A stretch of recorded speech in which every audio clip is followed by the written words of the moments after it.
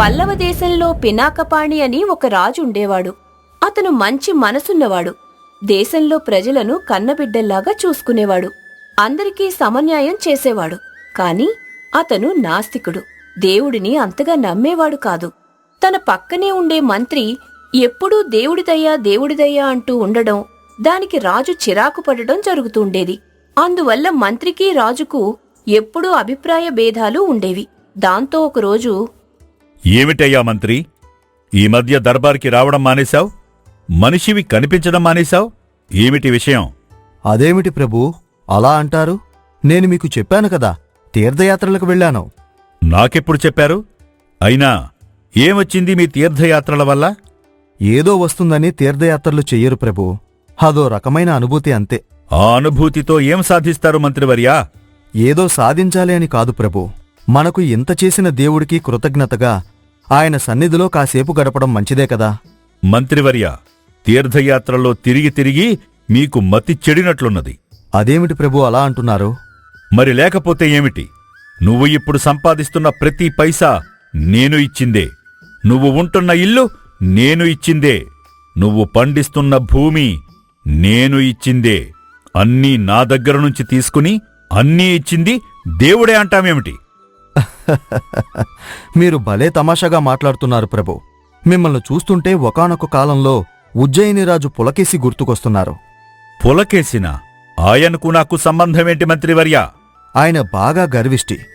దేవుడు లేడు, అంతా నేనే, నా వల్లే అంతా జరుగుతుంది అని భ్రమలో బ్రతికేవాడు. అలా ఉండగా ఒకరోజు ఒక సాధువు ఆయన దర్బారుకొచ్చాడు. ఆయనకు పులకేశికి మాటామాటా వచ్చి అంతా ఆ దేవుడిదయా అన్నాడట.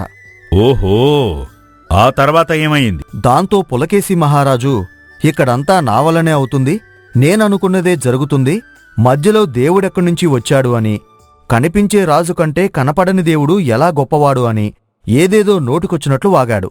దాంతో చిర్రెత్తుకొచ్చిన సాధువు, మీరు కేవలం నిమిత్తమాత్రులే, ఆ దేవుడే మీ వల్ల కొన్ని పనులు కొనసాగిస్తాడు, అంతే తప్ప మొత్తమన్నిటికీ మీరు కారణం కాదు అని అన్నాడు. మరి దానికి పులకేసి ఏమన్నాడు? ఏముంది, లేదు కాకూడదు, అయితే నిరూపించు అని సాధువుతో పందెం కాశాడు.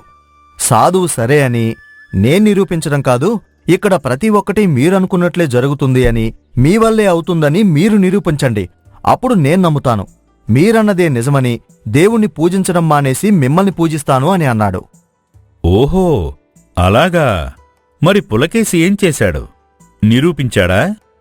సరే అని చెప్పి బయటకొచ్చి ఒక గోడచాటున ఆ సాధువు పులకేసి దాక్కుని వాళ్ల పక్కనే ఉన్న దారిలో ఒక బంగారు నాణేల సంచి ఒకటి పడేసి, అదిగో దూరంగా ఆ దారిని వస్తున్న మా సైనికుడు ఈ బంగారు మూట తీసుకుని రేపటికి ధనవంతుడు అవుతాడు అని, దానికి నేనే కారణమని, ఇది ఇలాగే జరుగుతుంది, జరిగి తీరుతుంది అని అన్నాడు. మరి పులకేసి చెప్పినట్లే జరిగిందా లేదా? జరిగింది. ఆ సైనికుడొచ్చాడు, ఆ బంగారు నాణేల మూటని తీసుకున్నాడు, ఇంటికి వెళ్ళిపోయాడు. దాంతో పులకేసి, చూడు, నేనన్నదే జరిగింది, రేపటినుంచి ఆ సైనికుడు ధనవంతుడవుతాడు, వాడి కష్టాలన్నీ తీరిపోయి వాడి ఊర్లో వాడు చిన్నపాటి రాజుగా మారిపోతాడు అని అంటాడు. దానికి సాధువు, సరే, రేపు వెళ్ళి అతన్ని పరిశీలిద్దాం ప్రభూ, ఆ దానం నిజంగా అతనికే చెందాలి అని ఉంటే అతనికే చెందుతుంది అని సాధువు అన్నాడు. మరి మరుసటి రోజు వెళ్లి పరీక్షించారా లేదా? వెళ్లారు. వెళ్లే దారిలోనే ఆ సైనికుడు యథావిధిగా రాజదర్బారికి ఉద్యోగానికి వస్తూ కనిపించాడు. దాంతో పులకేసి ఆ సైనికుణ్ణి అడిగాడు, నిన్నే నీకు బంగారు నాణేల సంచి దొరికింది కదా, మరి సుఖంగా బ్రతకుండా ఇక్కడికెందుకొచ్చావని. దానికా సైనికుడు, లేదు ప్రభూ, ఆ బంగారు నాణేలు ఎవరో దొంగ రాత్రి దొంగిలించారు అని చెప్తూ ఉండగా, ఈలోపు ఇంకో సైనికుడొచ్చి రాజుగారికి రాత్రి ఒక దొంగ దొరికాడని, వాడి దగ్గర బంగారు నాణేల సంచి దొరికింది అన్నాడు. సరిపోయింది. పులకేసి అప్పుడు దేవుడు ఉన్నాడని నమ్మేశాడు. ఇప్పుడు నేను కూడా నువ్వు చెప్పిన కథ విని నమ్మాలి అంటావు, అంతేనా? ఏం జరిగినా మంచికే, అంతా దేవుడిదైనే ప్రభూ, మీరు నమ్మినా నమ్మకపోయినా అంతే, అదే నిజం. చాలు చాలు, చెప్పిన సోది చాలే కాని పదండి, మనం వేటకు వెళ్ళి చాలా దినాలయ్యింది, అలా వేటకు వెళదాం. అలా రాజు మంత్రి కలిసి వేటకు వెళ్లారు. కాసేపటికి అలసిపోయి అలా అడవిలో ఒకచోట విశ్రాంతి తీసుకుంటూ ఉండగా అకస్మాత్తుగా ఎక్కడినుంచో బాణాలు ఒకటి తర్వాత ఒకటి రై రైమని వాళ్ల మీదకి దూసుకొచ్చాయి. దాంతో తలో దిక్కు పరిగెత్తారు. ఇంతలో మంత్రి ఒక గోతిలో పడిపోయాడు. రాజు చేతి బొటనవేలికి బాణం తగిలి వేలు తెగిపోయింది. దాంతో రాజు, అయ్యయ్యో, నా బొటనవేలు తెగిపోయింది. ఏమయ్యా మంత్రి, ఎక్కడున్నావయ్యా? ఎటుపోయావయ్యా?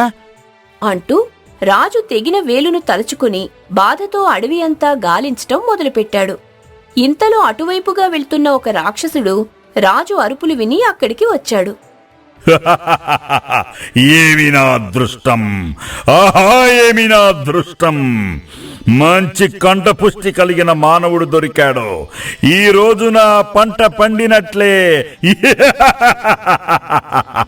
ఓయి రాక్షస, నేను ఎవరనుకున్నావు? ఈ దేశానికి రాజుని. ఇక్కడ నేను చెప్పిందే వేదం, నేను చేసేదే చట్టం.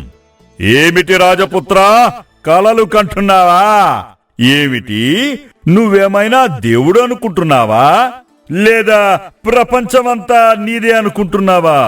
ఇది నా అడవి. ఇక్కడ నేనే రాజుని, నేనే మంత్రిని.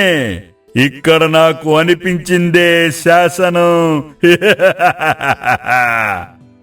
ఏమిటి, ఈ అడవి నీదా? ఇక్కడ నువ్వు రాజువా? నీకు మెదడు మొద్దుబారినట్లుంది. ఈ అడవి నా రాజ్యంలో భాగం. ఈ అడవికి కూడా నేనే రాజుని. నీతో నాకు వాదన అనవసరం. నిన్ను ముందు ఆరగించాలి. పదా. అంతే. దాంతో రాజు చెయ్యిని పరిశీలిస్తాడు రాక్షసుడు. చేతికి బొటనవేలు లేకపోవడం చూసి, అయ్యో, నువ్వు కుంటిరాజువా? నీలాంటి కుంటివాణ్ణి తింటే పాపం చుట్టుకుంటుందని మా బామ్మ చిన్నప్పటినుంచి శానాసార్లు చెప్పింది. పోపో, బతికిపోయావు పో. రాక్షసుడు అక్కడి నుంచి వెళ్లిపోయాడు. దాంతో రాజు, ఇదెక్కడి గొడవరా బాబూ, కుంటివాడు అంటున్నాడేంటి అనుకుంటూ మంత్రిని వెతుక్కుంటూ, ఈ మంత్రి ఎక్కడికి పోయాడో కనిపించడం లేదే. ఈ రాక్షసుణ్ణి చూసి ఎక్కడైనా దాక్కున్నాడా ఏమిటి కొంపతీసి? యావయ్యా మంత్రి, ఎక్కడున్నావయ్యా? ఇంతలో మంత్రి, ప్రభూ, నేను ఇక్కడే ఉన్నాను. ఇక్కడ ఒక గుంతలో ఇరుక్కున్నాను. మీరెక్కడున్నారు? నన్ను పైకి లాగండి. ఓరి నీ దుంప తెగ, ఏ గుంతలో ఇరుక్కున్నావయ్యా? ఇక్కడ, ఇదిగో చెట్టు కింద గోతిలో. ఎక్కడా? నాకు కనిపించడం లేదు. కనిపించావు.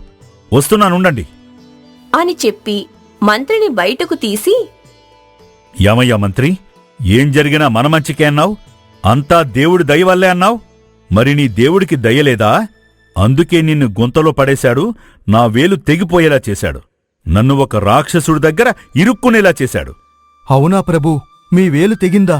అయ్యో, అవును. రాక్షసుడన్నారు ఎక్కడా? వాడిని మీరు చంపేశారా?